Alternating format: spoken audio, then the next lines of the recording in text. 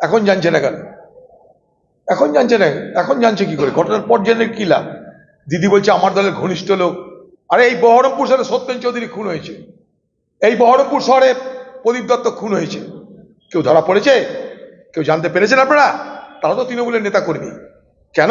তৃণমূলের নেতা তার পিছনে জড়িত, তাই। সত্যেন চৌধুরীকে মেরেছে তৃণমূলের প্রমোটার, ওপারের প্রদীপ দত্তকে মেরেছে তৃণমূলের প্রমোটার।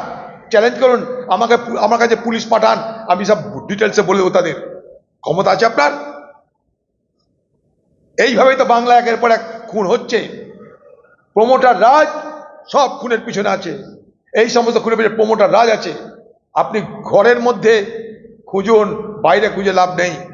বিহার থেকে, ঝাড়খণ্ড থেকে টাকা না দিলে কেউ আসে না। টাকা দেওয়ার ক্ষমতা কাদের আছে? পশ্চিমবঙ্গে যা তৃণমূলের বড় বড় কর্তা, বড় বড় মাফিয়া, নোট খরচ করার ক্ষমতা তাদের আছে। তাদের স্বার্থে এই ঘটনা ঘটছে। তদন্ত এগোক, দেখবেন মিলে যাবে আমাদের আশঙ্কা। সব নখরা করে লাভ নাই। কারা তারা? তাদের মোডাস অপারেন্ডি কি? কিভাবে খুন হলো? বলবে কোনোদিন তৃণমূল? বলবে তৃণমূলের নেত্রী কোনোদিন? বলবে না।